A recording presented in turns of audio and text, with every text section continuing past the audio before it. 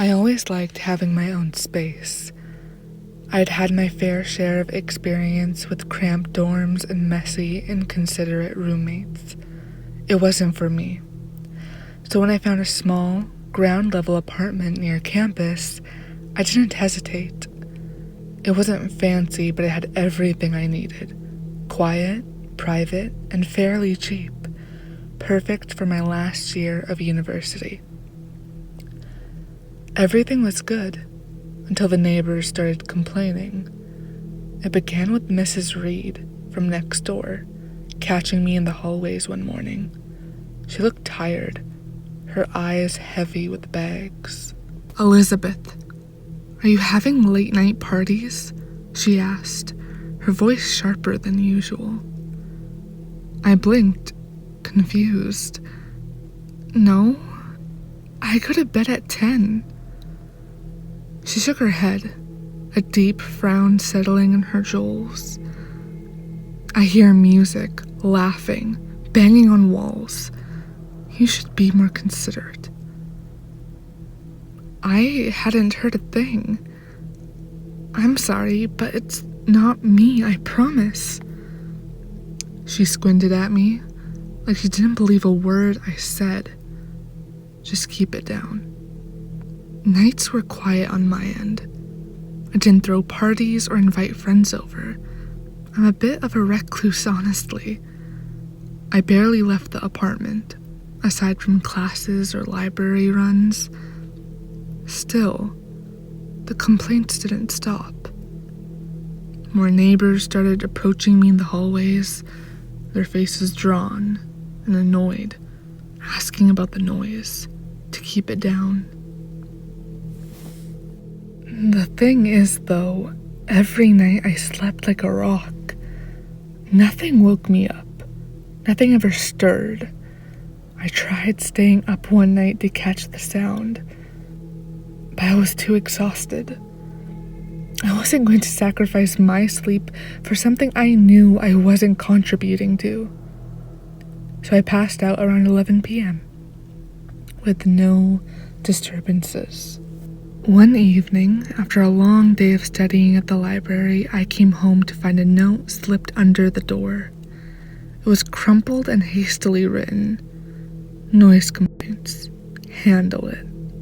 Next to it, bizarrely enough, was a chocolate bar wrapper. A small amount of slick, melted chocolate still inside.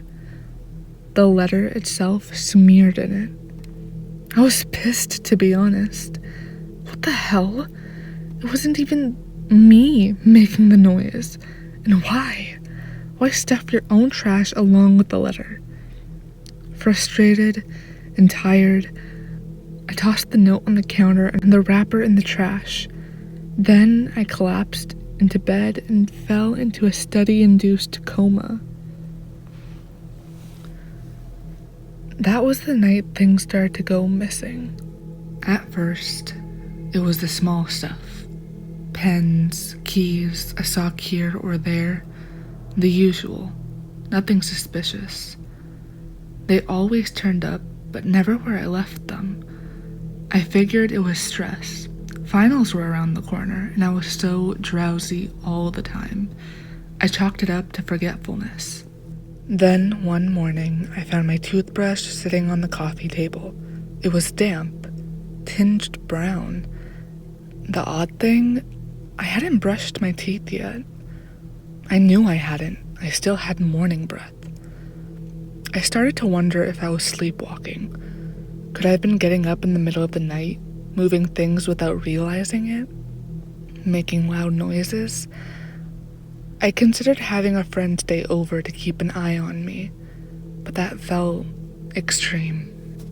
I finally got an answer a week later, while being threatened with eviction due to the unexplained noise complaints.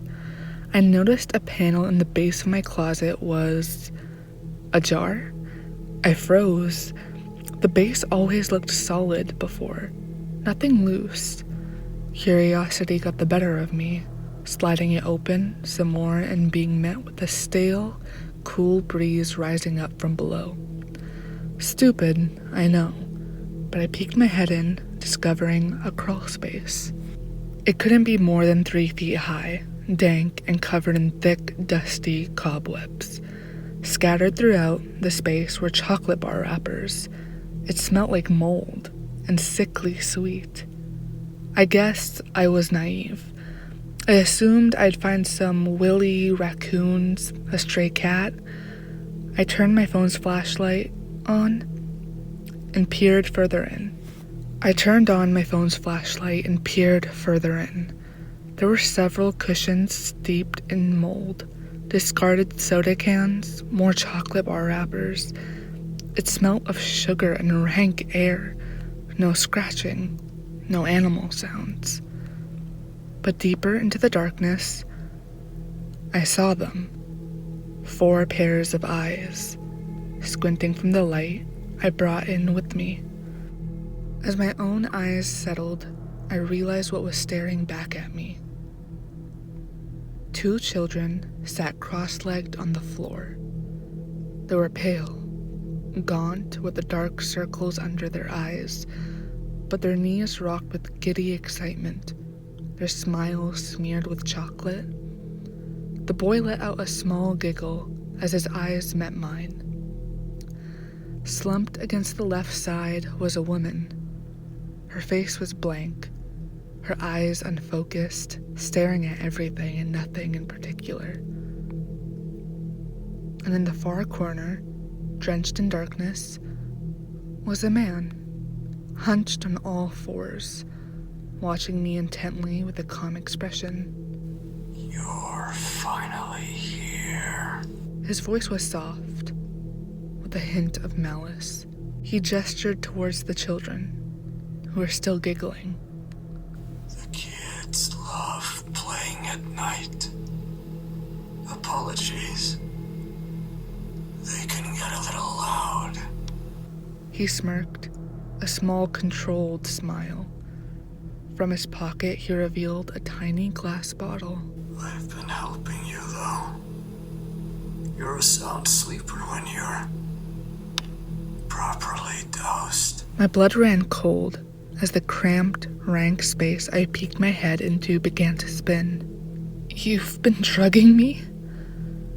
He shrugged, nonchalant, then gestured towards the woman slumped in the corner. My wife doesn't talk much these days, but she enjoys the company. The woman didn't react to being addressed. Something cold brushed against my hand. The little girl was crouched next to me, her fingers icy as she tugged at my own. Her eyes were wide as she stared up at me, her smile never wavering. "Wanna play?"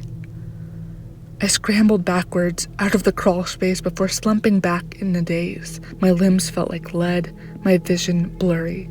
I heard the children let out disappointed cries as the man's face peeked out of the crawl space, half hidden in shadow. Don't worry, he whispered, his voice dripping with menace. You'll love it here. We all do. Don't we, kids? High-pitched cheers echoed out. That's the last thing I remember. The sound of happy children and the man's toothy grin rearing up from underneath. And do you know what? He wasn't wrong. A difficult transition, as all things are. Didn't sleep the first week, and now I sleep all day. Probably sugar crashing, to be honest. Now, I love it here. I've grown fond of the kids and their games. I've come to learn that the wife is called Margaret, and she isn't officially his wife. Sometimes her eyes follow me, and she'll mumble something incoherent, like she has something to tell me, but it comes out twisted. Generally, she's quiet, but I enjoy her company. Mrs. Reed doesn't complain anymore. In fact, I haven't seen her in days. I'm sure she'll understand eventually, just like I did. Anyway, the apartment's finally prepped for a new tenant. 5:50 p.m. A really great bargain in this area, especially with such quiet neighbors. Inquire below.